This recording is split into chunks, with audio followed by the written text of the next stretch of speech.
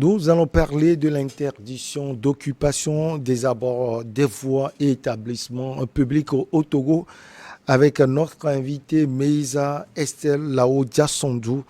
Elle est urbaniste de EIAU. C'est un plaisir de la revoir sur ce plateau. Bonjour, vous allez bien? Oui, bonjour, c'est un plaisir partagé de vous revoir également. Les abords immédiats des établissements scolaires et centres de formation technique professionnelle publics sont interdits d'occupation temporelle et ou définitive. C'est une note conjointement signée par le ministre Kokoroko Dedi et son collègue de l'administration territoriale, Payadoua Boukessi. Là où Diasondou, la nouvelle est tombée, mais bien avant, il y a déjà l'interdiction, nous parlons d'occupation des abords des voies. Première question, qu'est-ce qui motive selon vous cette décision des gouvernants? Merci. Il faut dire, en matière d'occupation anarchique des voies publiques, ce n'est pas quelque chose qui est méconnu. Nous tous, nous pouvons le constater dans nos quartiers, lorsque nous circulons, nous parcourons nos villes, nos voies. Nous remarquons que juste, on ne peut pas dépasser 2, 3 maisons sans remarquer justement qu'il y a une petite activité là qui s'exerce. Et puis c'est souvent les grandes artères qui sont qui sont vraiment plus, comment dire ça? Ce sont sur les grandes voies que nous avons le plus ce genre de problème. Pourquoi?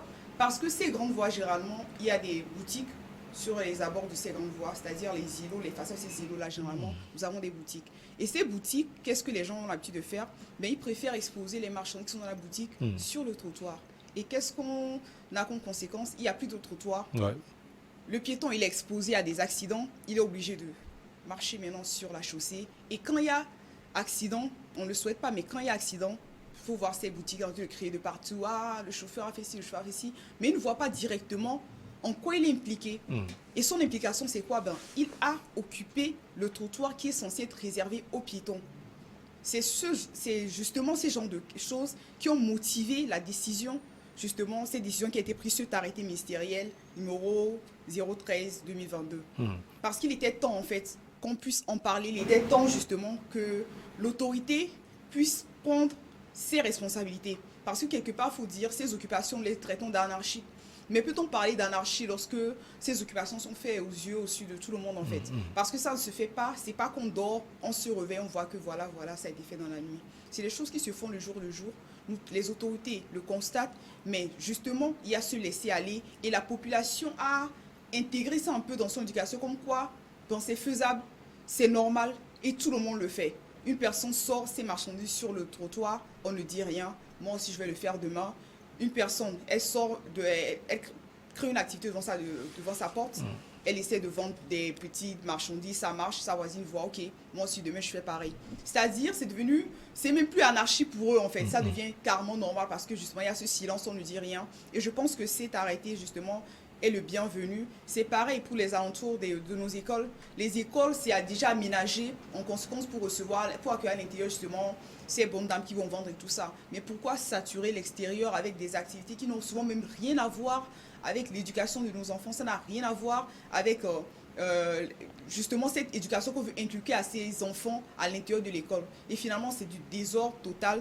Et c'est là que l'urbanisme justement intervient parce que voilà, il faut que la vie, comme je le disais, soit pensée d'avance. D'avance, on doit savoir, voilà, les voies, on les prévoit pour telle activité. Et si maintenant il y a nécessité que, au vu de la culture des Africains, on sait que la voie en Afrique ne sert pas qu'à circuler, mais sert aussi à exercer justement des activités. C'est de voir maintenant au niveau de l'urbanisme, comment maintenant repenser justement cet aménagement de voies-là pour que ça puisse répondre à nos modes de vie. C'est ce qu'il faut faire. Alors, justement, en tant qu'urbaniste, on comprend, surtout avec Maestria, votre développement, mais bien avant, est-ce que vous ne pensez pas qu'on devait prendre des dispositions parce que ces petits commerces nourrissent des familles? Oui, mais quand vous parlez de dispositions prises, il y a, je crois, des dispositions qui sont déjà prises parce que si vous remarquez bien, c'est sur tout le territoire, hein, on a des marchés qui ont été construits qui sont vides. On a des marchés qui sont vides. Et ces marchés, au lieu d'accueillir souvent ces commerces, les gens préfèrent, non, sur la route, ma marchandise est plus vendue, donc je vais aller me placer sur la route, comme ça on va mieux voir ma marchandise.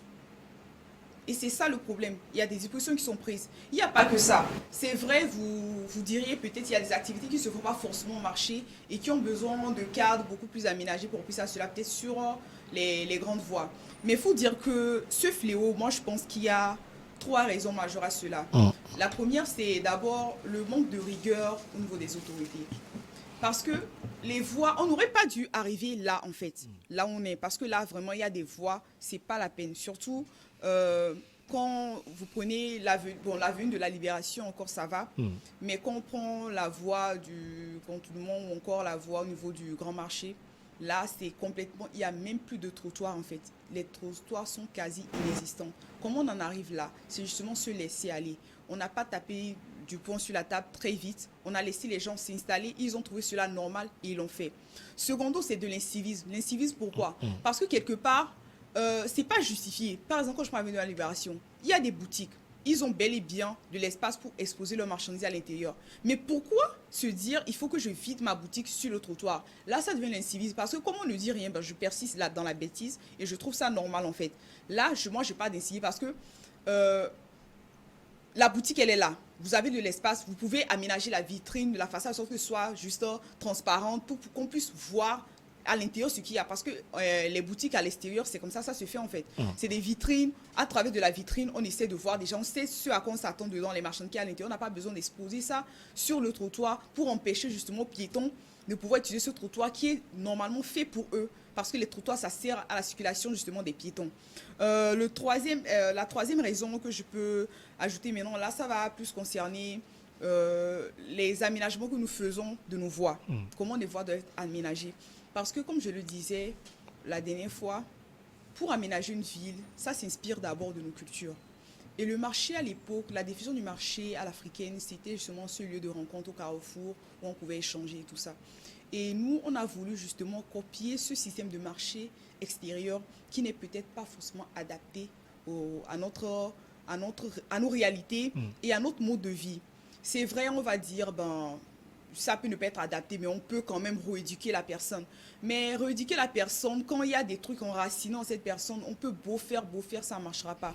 Donc, c'est de voir justement dans quelle mesure est-ce que nos voies, au prime abord, on les aménage de sorte que la voie, ça ne servira plus qu'à circuler, mais aussi à exercer des activités. Et si c'est prévu comme ça, on ne parlera plus d'informel ni d'anarchie parce que justement, ces espaces auront été prévus d'avance. Quand vous prenez au niveau de l'université de Lomé, par exemple, il y a des contenus qui sont installés là-bas, mais ça n'encombre en rien. Là, on parle de désencombrement, tout le monde pense que c'est pas tout le monde qui est concerné par ce désencombrement. Si vous êtes dans les normes, si justement vous venez, on remarque que voilà, il y a de l'espace pour la circulation, ça n'envahit pas forcément. Et puis aussi, il y a le côté esthétique même de la ville. Des gens sur des grandes routes, et des routes principales, on ne peut pas quand même voir ce genre d'apatam déchiré dans le mauvais état. C'est quelque part aussi l'image du pays qui est en jeu. Donc c'est tout ça qu'on parle des encombrements. Il y a beaucoup d'aspects à prendre en compte. Il ne faut pas que les gens soient là juste à dire moi j'ai un conteneur, on le dégage. Non. Si ta boutique elle est là, on vient, on te dira quoi? On te dira juste fais entrer tes marchandises dans ta boutique. Voilà, parce que la boutique est faite pour ça. Quand je dis l'urbanisme a ses responsabilités, c'est justement de voir en aménageant, de ne pas oublier le fait que voilà, les voies serviront demain à accueillir justement certains types d'activités. Alors, avant d'aborder les différents points que vous avez eu à développer, surtout avec la manière, vous avez évoqué tout à l'heure le problème des marchés. C'est vrai qu'on peut remercier et apprécier les gouvernants pour les efforts qui sont faits en créant des marchés. Mais est-ce que pour occuper, si on peut le dire, l'espace dans les marchés-là, c'est comme du beurre? Quand vous dites comme du beurre, vous voulez dire... C'est aussi facile. Mais bien sûr. Mais bien sûr, c'est pas comme si... Mais quand vous interrogez les mêmes personnes, elles vous disent que ce n'est pas du tout facile. Il faut des demandes, il faut également les moyens pour pouvoir avoir des espaces. Oui, Est-ce que le citoyen lambda a ces moyens? Bien sûr, parce que même pour occuper, quand même les mairies donnent des autorisations d'occupation temporelle d'espace public, Mais c'est aussi des demandes qu'il faut faire. On ne va pas s'installer uniquement comme ça. C'est pour ça d'ailleurs que si vraiment les demandes là sont faites au préalable, on ne parle même plus d'occupation anarchique parce que quand le technicien il descend sur le terrain, justement, il veille à ce que le conteneur, la place qu'on va t'attribuer, justement, ça ne puisse pas encombrer ou empêcher justement la circulation. Donc, quand ils disent que c'est pas chose facile parce qu'il y a des procédures, mais les procédures, elles sont partout. Quand on veut aller dans le formel, qu'on veut aller dans les normes, il faut justement qu'il y ait ces procédures-là. Il faut justement qu'on puisse introduire une demande. Il faut qu'on puisse s'assurer que l'espace est disponible pour ton activité et qu'on puisse te placer là. Moi, je pense pas que c'est chose difficile. Moi, je dirais même que là, je pense même que les espaces sont beaucoup moins chers quand même que d'occuper justement les abords des voies. Alors, vous avez parlé tout à l'heure de manque de rigueur de la part des gouvernants. C'est fait maintenant. Alors, c'est fait, mais on a l'impression que c'est... On n'a pas pensé peut-être aux conséquences. Estelle, je ne veux pas donner le nom d'un pays, mais on a vu certains pays, il faut un long moment d'adaptation ou bien de communication avant de prendre des décisions. Certains pays ont mis même 2 ans, voire plus. Alors ici, on parle de quelques mois. Ça va être sans doute dur. Oui, ça va être dur, certes, mais la sensibilisation, elle a commencé depuis, faut le dire. C'est pas comme si les autorités aussi sont restées, voilà, sans rien faire pendant tout ce temps. Avant même que l'arrêté, justement, ne soit pris, faut savoir que les mairies déjà avaient commencé à sensibiliser leur population. C'est normal, les techniciens, quand ils descendent sur le terrain, ils remarquent que justement tu débordes et tout ça, ils essaient de te ramener à l'ordre, de ramener à l'ordre. Mais justement, cet arrêté vient juste sonner la lampe pour dire voilà, il est temps que les choses changent, il est temps que voilà, on puisse agir réellement. Parce que c'est l'action, la sensibilisation, quand elle n'est pas suivie d'action, je vous assure, les gens ils sont là, ils ne réagissent pas. Je prends le cas d'un travail des développement qu'on aurait dû faire. On a parlé pendant des mois, personne n'a réagi. Ok. Mais le jour où on est descendu pour commencer les travaux, et qu'ils ont juste vu, voilà, les policiers derrière, ils n'ont pas attendu qu'on vienne les dégager, ils ont juste dégagé. Il faut justement qu'on puisse dire de temps à temps, voilà, la sensibilisation sera faite, et à partir de cet instant-là, on va commencer à appliquer. Quand on dit ça et qu'on agit, la population, elle est plus compréhensive, je me dis, elle adhère mieux en fait, finalement. Elle adhère mieux, parce que la sensibilisation, ce sera pour qu'on dise, voilà, on ne l'a pas fait brutalement, on n'est pas venu directement leur dire dégagez, dégagez, dégagez. Quand on parle de rigueur, il faut dire qu'il y a des pays qui ont réussi quand même. Actuellement, les gens ont tendance à donner comme exemple, à la France, les voies ne sont pas encombrées et tout ça. Mais c'est parce que là-bas, il y a plusieurs choses derrière qu'on ne voit pas. Chez eux, mais c'est des taxes qui sont vraiment appliquées et chez eux, tu ne peux même pas échapper à la taxe, dans le sens où vous êtes enregistré. Si jamais même tu t'installes là, sur la voie publique, ils t'ont regardé, ils t'ont remis une amende, même si tu n'as pas payé là sur le champ. Mais parce qu'ils ont les bases de données, tout est intégré, tout est enregistré, ben ils ont le pouvoir justement même de te prélever cette taxe d'une manière ou d'une autre, tu vas la payer. Mais ici, on n'est pas arrivé à ce niveau. Et aussi là-bas, il faut savoir que les grands îlots qui sont sur les grandes artères, les grandes voies, généralement les façades sont réservées à des activités commerciales. Si vous remarquez, même si c'est des R+4, les rez-de-chaussée sont réservés à des activités. Donc, il n'y a pas de raison en fait que tu viennes occuper l'espace public ou que tu viennes occuper les emprises justement des trottoirs. Parce que justement, il y a des boutiques qui sont prévues et il y a une limitation aussi de certaines activités. Dans le sens où, par exemple, si on fait un PLU pour une commune et qu'après on fait un SCOT, chaque commune a une superficie en termes d'aménagement pour des activités économiques qui est prévue.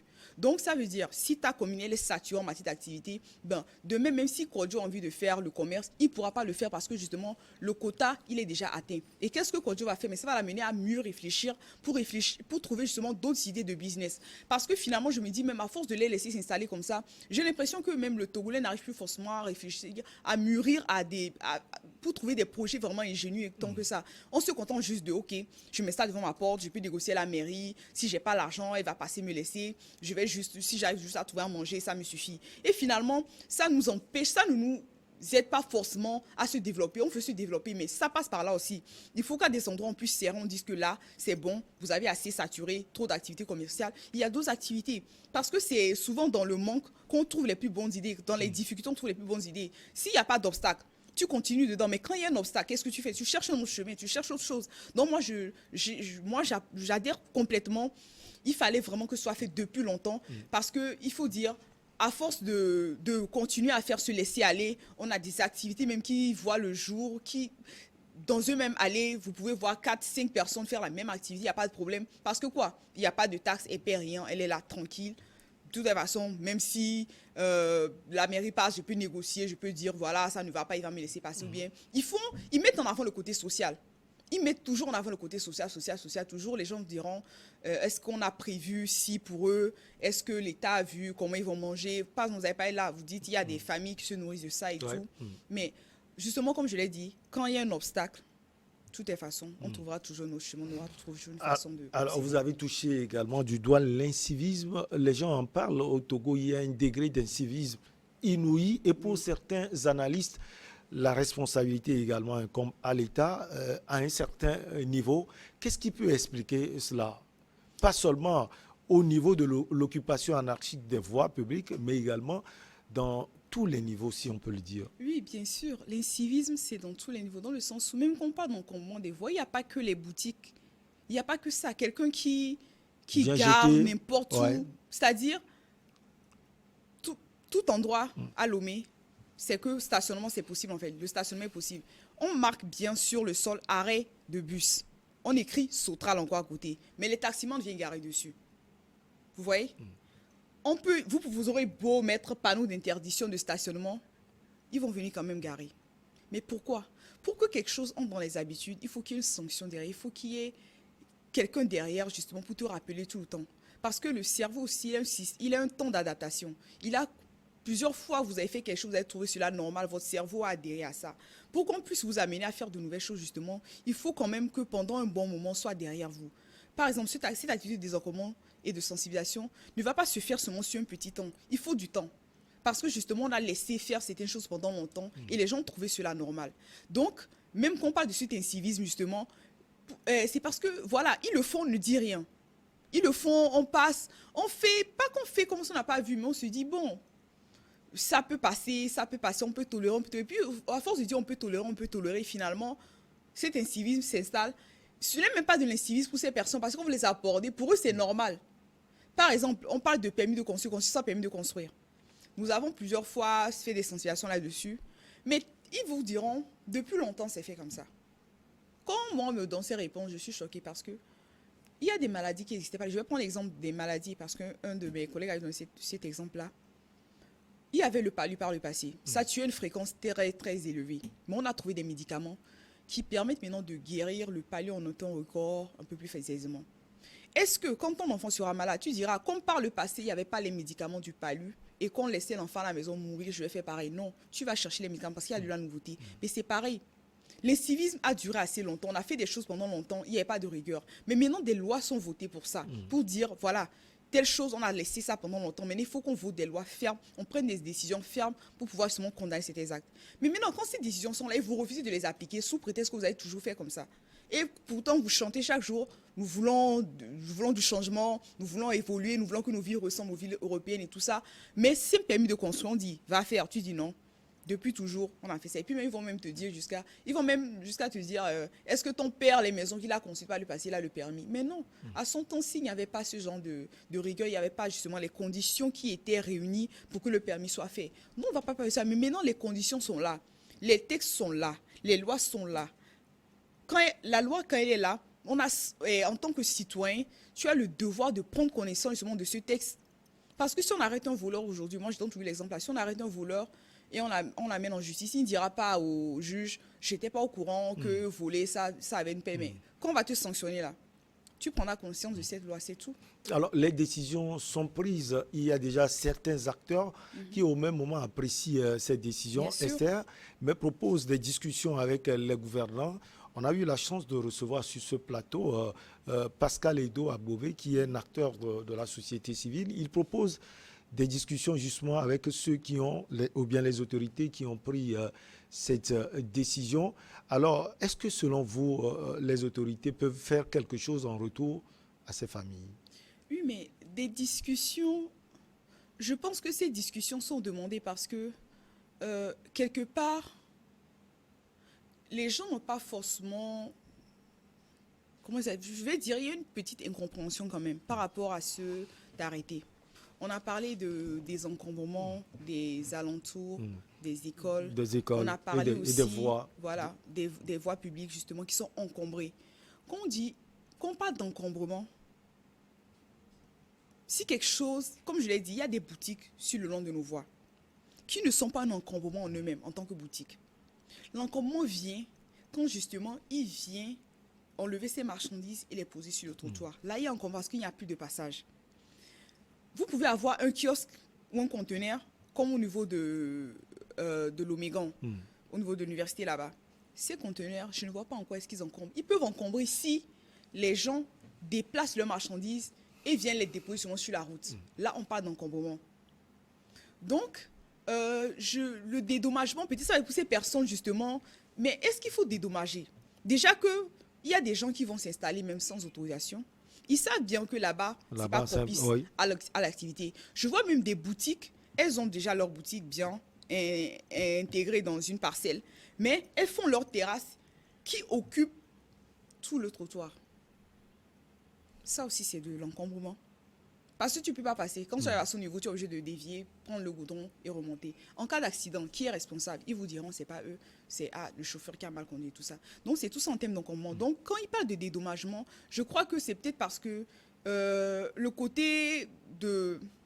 Comment ça? Il veut attirer l'attention de l'État en termes de responsabilité partagée parce que voilà, les gens se sont installés, on a tous observé, on n'a pas forcément réagi dans les médias. Mais moi, je vais vous dire, c'est vraiment, vraiment compliqué dans le sens où la personne peut venir voir une mairie, il fait une demande d'autorisation de personne d'espace, vous lui dites négatif. Mais il va sur le terrain, avant d'être reçu, souvent il y a d'autres, qu'est-ce qu'ils font la nuit, ils viennent faire des fondations directement et ils posent le conteneur pour partir. Comme ça, quand tu viens le matin, il fait sortir le côté social pour dire, voilà, j'ai mis mon argent, j'ai fait ci, j'ai fait ci. Et si justement il n'y a pas cette rigueur dont je parlais, on va le laisser et c'est fini une activité là-bas. Il appelle demain, son frère, sa soeur viennent t'installer, il n'y a rien, on ne va rien dire. Mais si sur le coup, il y avait eu cette rigueur, on casse, on dégage et c'est simple. Alors, ces acteurs parlent aussi, Esther, du temps, le temps d'exécution, voilà, le temps imparti. Est-ce que vous pensez également qu'à ce niveau, on peut faire quelque chose? Le temps imparti... Moi, je trouve qu'il est assez grand parce qu'en vrai, quand on a parlé de mise en œuvre de l'engagement du gouvernement dans la lutte contre l'occupation anarchique des emprises des voies, c'était depuis le Conseil des ministres du 4 octobre 2022. C'est juste l'arrêté qui a été pris le 22 décembre 2022. Donc, c'est-à-dire depuis le 4 octobre 2022, et même bien avant cela, des sensibilisations se faisaient. C'est ce que vous comprenez. Tant qu'on ne va pas arrêter une date butoir, si on doit prolonger ça sur 1 an, 2 ans, je vous assure, on va toujours faire cette histoire de sensibilisation même pendant toute notre vie. Quoi. Et si on le faisait? Et si on faisait l'exercice sur 2 ans? L'exercice sur 2 ans, mais c'est trop. C'est trop. Pour vous, pourquoi c'est trop? C'est trop. S'il faut sensibiliser pendant 2 ans. Mais la sensibilisation, c'est ce qui est fait depuis longtemps. C'est ce qui a toujours été fait, la sensibilisation. Et vous pensez que les gens sont tellement sensibilisés, pas seulement à Lomé, mais aussi à l'intérieur du pays? Les gens sont sensibilisés. Moi, pour avoir travaillé, quand même, bon, là, je suis ici en tant qu'urbaniste, mais je travaille aussi dans une mairie où je suis chef de division urbanisme. Il faut dire, les gens, ils sont sensibilisés, ils savent ce qu'il faut faire, ce qu'il ne faut pas faire. Mais parce qu'il n'y a pas forcément d'interdiction, il n'y a pas de pénalité qui accompagne cela, ils le font. Ils le font tout à fait conscience que voilà, ce que je fais là, c'est illégal, mais je vais continuer à le faire. Donc, on dit qu'ils ne sont pas sensibilisés, les gens sont sensibilisés. C'est vrai, il y a certains qui sont en manque d'informations. Mais quand même, avec ces communes, ces décentralisations qui a permis souvent à ce que l'autorité soit encore plus proche de ces populations, ça m'étonnerait encore qu'on dise qu'il y a un problème au niveau de la communication. Il y a plein de communes qui ont commencé à communiquer même sur les réseaux sociaux et tout ça. Mais comme je l'ai dit, la sensibilisation, elle a commencé depuis très, très longtemps. Très, très longtemps. Là, c'est parce que, voilà, on a donné une date butoir pour dire on va commencer à agir, à commencer à sanctionner. Les gens commencent à s'enflammer pour dire non, il faut sensibiliser 2 ans, 3 ans. On peut sensibiliser 10 ans, 20 ans, 50 ans. Tant qu'il n'y a pas une date butoir, on dit voilà, cette fois-ci-là, vous devez arrêter. Vous pouvez sensibiliser dans chaque jour. Vous leur dites dans 2 ans, il y aura tel projet. Dans 2 ans, la date va venir, il sera toujours là-bas. Il va attendre. Si le caterpillar n'est pas venu avec le sable ou bien le gravier pour commencer, il ne bougera pas. Alors, les acteurs de la société civile font déjà leur travail. Bien sûr. Selon vous, quel est le travail de l'urbaniste dans cette décision? Il doit être le pont justement entre les autorités et puis la population cible. Oui, Et justement, comment ce pont sera établi? entre les urbanistes et justement bon, justement ces différents acteurs qui ont été associés à l'exécution justement de cet arrêté. Faut dire l'urbaniste comment il peut intervenir. Moi, par exemple, à mon niveau, j'ai la chance d'être dans une commune et justement, donc tout ce qui sera question, quand il sera question de désencombrement et tout ça, ce sera à moi justement d'y veiller parce que l'urbaniste il doit rappeler justement, c'est lui qui a planifié la ville au prime abord. Lui-même, il a planifié la ville. Il s'est dit, voilà la voie, voilà les emprises, voilà ce qu'il y a à faire. Tel endroit, c'est le trottoir, tel endroit, c'est la chaussée. C'est de rappeler, mais pas que de rappeler, mais aussi c'est de s'asseoir avec les autorités pour voir dans quelle mesure est-ce que, dorénavant, dans la conception de nos voies, dans l'aménagement de nos villes, justement prévoir qu'il y ait plus d'espace au niveau des trottoirs peut-être, pour permettre la création peut-être de quelques activités, pas tout non plus parce qu'il ne faut pas venir encore encombrer, créer des problèmes. Et aussi de voir dans quelle mesure les îlots, comme je l'ai dit, les îlots, les façades des îlots qui donnent sur les grandes artères, dans quelle mesure est-ce que à ces niveaux, au niveau des PLU, des communes, nous pouvions les accompagner pour justement demander à ce que quand quelqu'un achète en bordure de voie, le rez-de-chaussée doit être réservé justement à l'activité commerciale. Et la personne peut construire à partir d'une hauteur donnée ou tout ça. Donc l'urbanisme, vraiment, c'est le temps pour les urbanistes de s'approcher des communes pour justement leur proposer justement ces PLU. Parce qu'il faut que les communes arrivent à avoir des plans locaux d'urbanisme pour pouvoir justement fixer ces critères d'occupation de sol, d'occupation d'espace, pour justement éviter que demain on retombe encore dans ce même problème. Parce que comme je l'avais dit, l'urbanisme est intervient en amont et aussi en aval, mais si les urbanistes peuvent vraiment s'associer aux communes, histoire de les proposer un certain nombre de solutions, comme je l'ai dit, je pense que ça pourrait, voilà, ça pourrait vraiment alléger la tâche Mais à Isa l'autorité Esther, centrale. là où Sondou, nous sommes presque au thème de notre entretien. Peut-être que vous avez des messages à envoyer à la population et éventuellement aux autorités. Oui, ce que je peux dire comme en guise de mot de clôture, c'est cet arrêté. Il ne faudrait pas que les gens s'aventurent à donner de mauvaises informations, à divulguer de mauvaises informations autour de cet arrêté. S'il y a une incompréhension, c'est mieux qu'ils se rapprochent des communes auxquelles ils appartiennent pour pouvoir justement être éclairés là-dessus, au lieu de faire des polémiques qui n'en valent pas la peine sur les réseaux sociaux et donner de mauvaises informations. Parce qu'il faut dire, depuis que cet arrêté a été pris, il y a des informations, des vidéos qui circulent de partout, qui donnent des mauvaises informations aux populations, comme quoi tu as un kiosque, les mairies ont donné des autorisations et maintenant ils viennent demander de dégager. Non, quand on parle d'encombrement et d'occupation anarchique, c'est que voilà, tu n'es pas dans les normes. Tu sais, il y a telle chose à faire, les lois, elles sont ci, et toi, tu décides de faire autrement. Tout le monde sait que quand on a une boutique, on expose les marchandises dans la boutique et non sur le trottoir. Tout le monde sait que le trottoir sert quand même à la circulation des piétons. Ça, même depuis le groupe, mais je pense qu'on le fait à l'école, on sait que le trottoir, c'est pour les piétons. Mais maintenant, quand vous venez installer vos marchandises dessus, vous attendez à ce qu'on puisse tolérer, laisser sans rien dire. J'aimerais vraiment que chacun de nous puisse vraiment mettre du sien pour que cet arrêté justement puisse être effectif. Et pour cela, je pense que nous allons associer aussi les forces de l'ordre également pour appuyer et bien sûr les communes afin de réussir justement l'application de cet arrêté. Et comme je l'avais dit, nos villes, elles se construiront certes avec les décisions des autorités, les techniciens, mais c'est aussi les citoyens, les populations. C'est à nous de comprendre justement où l'État veut aller, où est-ce qu'on veut amener nos villes et de pouvoir aussi s'aligner à cela. Et voilà, ensemble, on va construire un Lomé meilleur. On parle de Lomé label. Et puis bon, Ça passe aussi par cela. ça passe aussi par cela. Infini merci à vous. Ça a été un Merci. plaisir de vous avoir sur ce plateau. Meïsa Esther Lao Diasondou, vous êtes urbaniste DEIAU. Merci infini. On marque la pause pour le journal et derrière on reçoit nos invités pour votre émission politique Regard croisé.